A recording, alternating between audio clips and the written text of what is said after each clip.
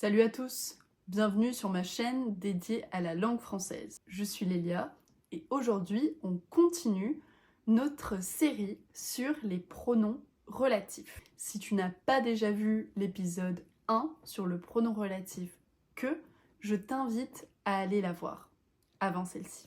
Et si tu l'as déjà vu, eh bien c'est parti. Petit rappel, un pronom relatif est un mot qui permet de créer un pont pour ajouter des informations complémentaires dans une phrase. En fait, c'est pour faire des phrases plus complexes. Par exemple, l'artiste habite à Paris.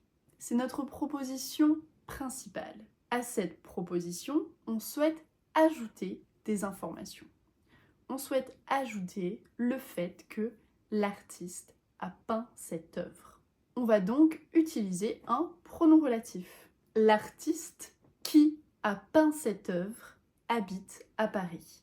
Le pronom relatif reprend le mot de la phrase auquel il souhaite rajouter des informations. Ici, l'artiste. Le pronom relatif qui a une spécificité. Le mot qu'il reprend est son sujet. Qui est-ce qui a peint cette œuvre ? L'artiste.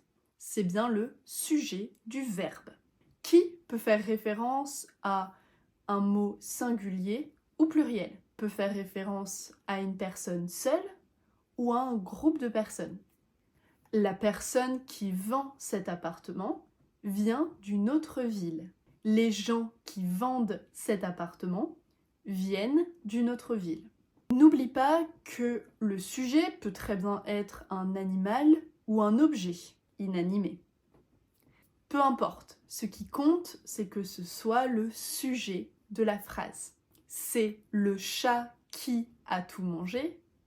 Je possède un tapis qui a été tissé à la main. Attention à ne pas confondre le pronom relatif qui avec les pronoms relatifs que et dont. Voyons déjà la différence entre qui et que. Dans ces exemples, est-ce qu'il faut utiliser qui ou est-ce qu'il faut utiliser que ? Dis-moi dans les commentaires. Abonne-toi pour ne pas louper les prochaines vidéos. La prochaine est sur le pronom relatif dont. Alors, je t'invite à suivre cette série pour être incollable sur les pronoms relatifs. Je te dis à très bientôt. N'oublie pas de t'abonner, laisse-moi un commentaire ou un pouce en l'air. Ça m'aide toujours beaucoup. Salut!